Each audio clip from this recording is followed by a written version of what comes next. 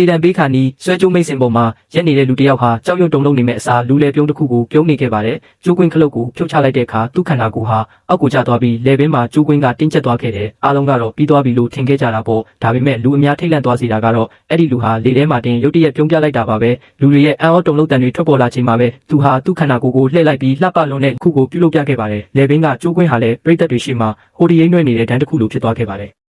အဲ့ဒီမြင်ကွင်းကိုမြင်ပြီးအဖိုးအိုတယောက်ဆိုရင်ထိတ်လန့်လုံးလို့မေးလဲသွားခဲ့ပါတယ်။ဒါပေမဲ့ဒီလိုရက်ဟာအမတ်မဲ့လုပ်ခဲ့တာမဟုတ်ပါဘူး။ဒါဟာအာယုံလွှဲလိုက်တာပါ။အဲ့ဒီအချိန်မှာပဲသူ့ရဲ့အဖွဲ့သားတွေဟာတရွာလုံးကိုလူရက်နေကြပါပြီးလက်ဝတ်ရတနာတွေရွှေတွေနဲ့ဒေတာခန့်အမျိုးသမီးတွေရဲ့အာယုံဆိုင်မှုတွေကိုပါမကြံဘာတစ်ခုမှချမ်းမထားပဲတင်းကျုံယူခဲ့ကြပါတယ်။အဆောင်တွေကတနက်တွေကိုထုတ်ဖို့ပြင်လိုက်ပေမဲ့သူတို့မပြစ်ခတ်နိုင်ခင်မှာပဲသူ့ရဲ့တငယ်ချင်းတယောက်ကဓာတ်တလက်ကိုလေထဲကနေလှမ်းပစ်လိုက်ပါတယ်။အဲ့ဒီလူဟာအောက်ကိုပြုတ်ကျသွားပြီးမြေပြင်ပေါ်လိမ့်တက်ကသူ့အပေါင်းအဖော်တွေနားမှာဆင်းသက်နိုင်ခဲ့ပါတယ်။ဘာမှတွေဝေးမနေပဲသူတို့တွေကတယောက်ကကျိုးကိုအမြန်ဆွဲထုတ်လိုက်ပြီးဖုံမှုတွေတောင်မငြိမ်သေးခင်မှာပဲသူ့ကိုဘေးကင်းရာစီခေါ်ဆောင်ကပြက်ကွယ်သွားခဲ့ကြပါတယ်